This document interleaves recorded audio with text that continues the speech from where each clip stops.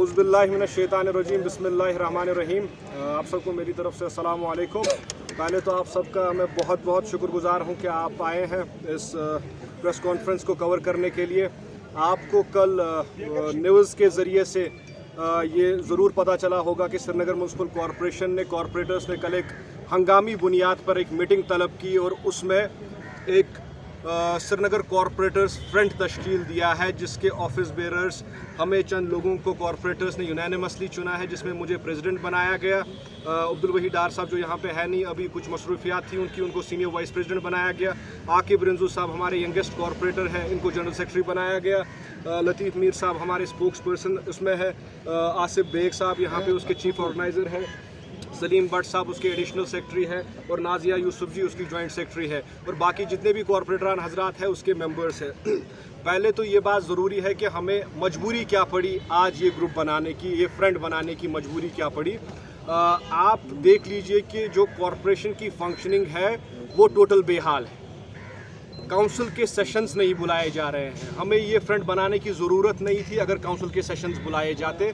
वहाँ अगर शहर के मसले डिस्कस होते, शहर की जो मुश्किलात है वो डिस्कस होती, शहर में कहाँ पे मैग्नेमाइजेशन होनी चाहिए, कहाँ पे नहीं होनी चाहिए, डेवलपमेंटल प्लान, एक्शन प्लान अगर वहाँ पे काउंसिल में डिस्कस होता तो हमें ये फ्रंट बनाने की कोई ज़रूरत नहीं होती। मगर बदकिस्मती से कुछ लोग इस कॉरपोरेशन को हाईजैक करके बैठे हैं, खुद अपने फैसले खुद ले रहे हैं। पूरे कॉरपोरेशन की तरफ से चंद मखसूस लोग अपने ज़ाती मुफादात के लिए इस कॉरपोरेशन को हाईजैक करके 73 में से 72 कॉरपोरेटर्स का फैसला खुद कर रहे हैं, जबकि एक्ट वाजिया है कि हमें कॉरपोरेशन का एक सेशन कम से कम 1 महीने में बुलाना है।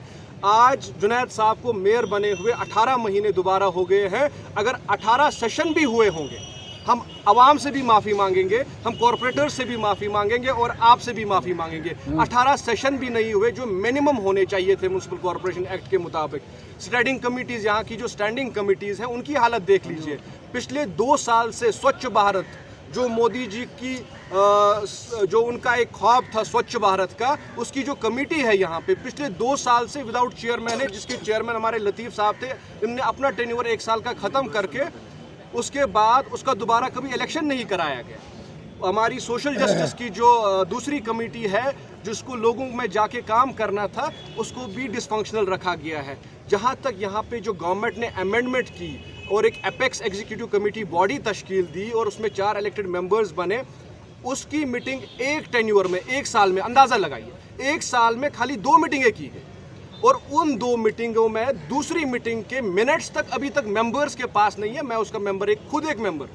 हमें आज तक भी दूसरी मीटिंग के उसका टेन्योर भी खत्म हो गया, हमारे पास उसके मिनट्स नहीं है। ये यहाँ की बदहाली है। अब आप कहेंगे कि वजूहात क्या है, स्टैंडिंग कमिटीज़ को क्यों इस तरीके से डिसफंक्शनल रखा गया है। स्वच्छ भारत का देख लीजिए आप। स्वच्छ भारत में आपको जो चेयरमैन था वो IAC देख लेता कि IAC के जो फंड्स हमारे पास है, जो स्वच्छ भारत के हमारे पास फंड्स आ रहे हैं, क्या वो सही तरीके से इस्तेमाल हो रहे हैं। जो CTPT के जो फंड्स है क्या वो सही तरीके से इस्तेमाल हो रहे हैं। वो IHHL के जो फंड्स है क्या वो सही तरीके से इस्तेमाल हो रहे हैं। मगर बदकिस्मती है वो सारा घोटाला है। IHHL पे तो इंक्वायरी भी बैठी है डिविजनल कमिश्नर लेवल की, और जो IEC है, IEC तो सबसे बड़ा घोटाला है श्रीनगर म्युनिसिपल कॉरपोरेशन में। उसमें बाज़ाब्ता एग्जीक्यूटिव कमेटी की कंसेंट के बगैर, उसमें उसको डाले बगैर, पास किए बगैर उनके करोड़ों की पेमेंट डाली गई यहाँ पे।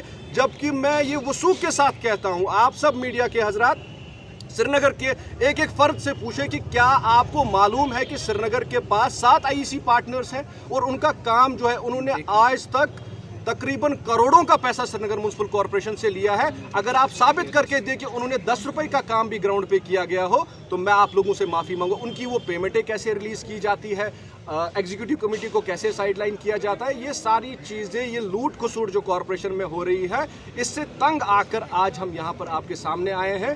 कॉरपोरेशन की फंक्शनिंग को स्मूथ करने के लिए, कॉरपोरेशन को अकाउंटेबल बनाने के लिए कॉरपोरेशन एक्ट के मुताबिक काम करें, वक्त पर काउंसिल के सेशंस बुलाए जाए, लोगों को मसाइल जो है वो डिस्कस हो।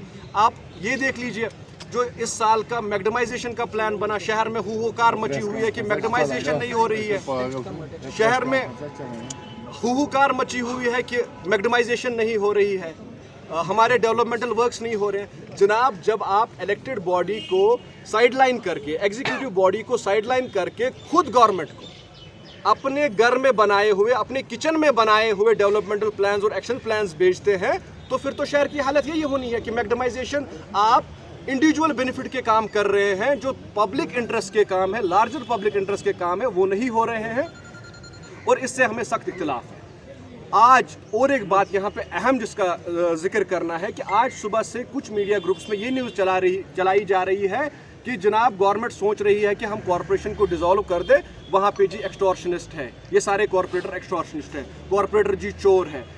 आप शायद भूल चुके हैं कि ये वही चोर है जिनको आप आज चोर कह रहे हैं, ये वही चोर है जिन्होंने आपको ये कुर्सी दी है, जिनके वोट के बदौलत आप आज मेयर की गाड़ी में घूम रहे हैं और ये प्रोटोकॉल एंजॉय कर रहे हैं। कोई कराकुली लगाने से चीफ मिनिस्टर नहीं बन जाता है, कराकुली पहन के कोई चीफ मिनिस्टर नहीं बनाता। आप वहीं से हुक्म जारी करते हैं, मैं काउंसिल भी डिसॉल्व कर दूंगा, जो मेरे साथ नहीं चलेगा मैं पीएसए भी लगवा दूंगा।